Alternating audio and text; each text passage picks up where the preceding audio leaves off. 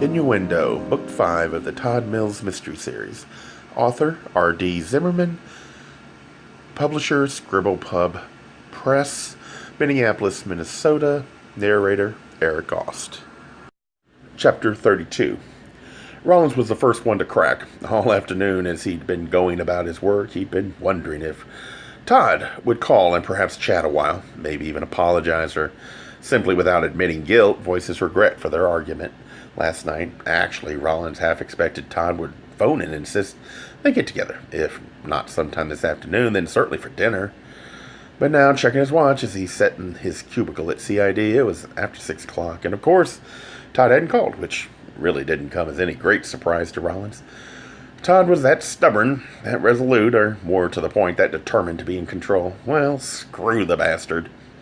Rawlings had caved not quite an hour ago. He didn't know what he was going to say. He didn't actually know what he wanted to happen, but he couldn't stand this separation, this odd quiet between them over the course of their young relationship.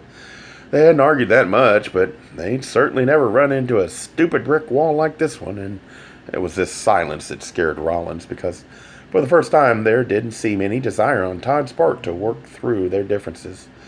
What was going on? Could Todd really have gone on a date last night? Might he be sneaking out of their relationship? Yes, it was certainly possible.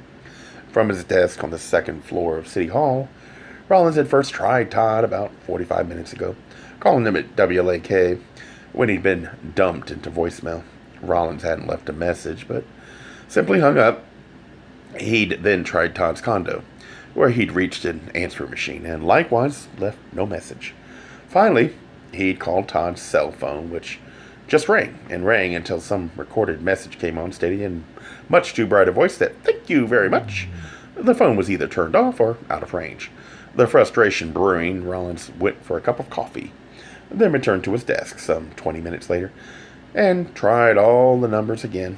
Yet again had no luck. It wasn't that unusual. Rawlings supposed he could almost always get Todd on the phone, particularly if he called him on a cellular, but there were those times when Todd was doing an interview, when he was in an editorial meeting, or when he was in the condo doing some taping. Frustrated, Rawlings compulsively tried the numbers a third time. When he still had no success, Rawlings began to wonder if Todd was doing this on purpose. Could he be avoiding Rawlings? Perhaps even, probably, he had caller ID on his cell phone. Who knew, maybe even on his phone at work as well, and it would be just like the son of a bitch to take note that it was Rawlings calling and not pick up. Damn him. That bit of paranoia, the distinct possibility that Todd was avoiding him, started twirling in Rawlings' mind until it reached tornadic confusion. He got up and started pacing up and down CID, from homicide all the way down to juvenile, and he kept at it for a good 10 minutes until he came up with an idea. Calling the front desk at WLAK, he asked for Nan, the 6 o'clock producer whom he'd met on several occasions. "I'm sorry," replied the receptionist, but she's busy with the evening news right now." Rawlings glanced at his watch, saw that it was not quite 6:30. Oh, shit. Was it that simple? Was that why Todd had been unreachable? He'd been busy with the evening news.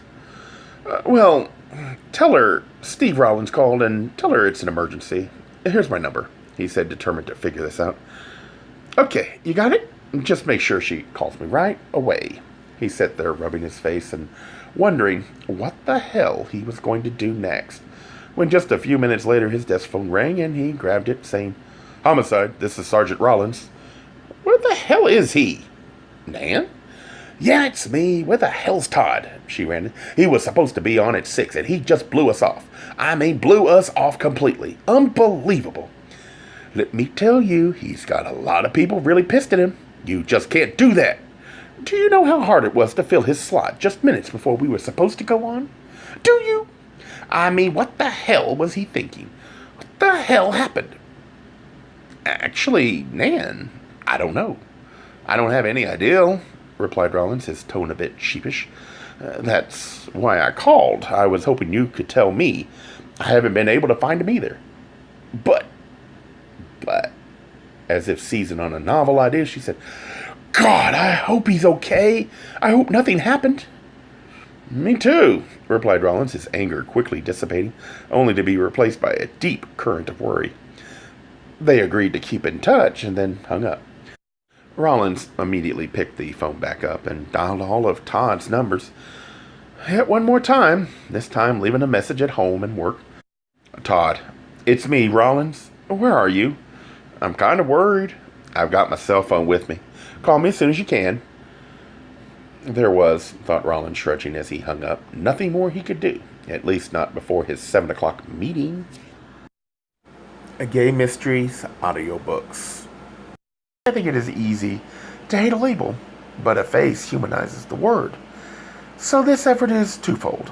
To offer comfort to those like myself that your world didn't end because you don't fit into the view of acceptable society on both sides.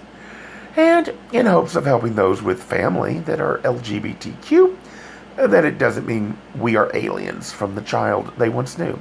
Reassure them so they can maybe be supportive at the same time, being true to their values.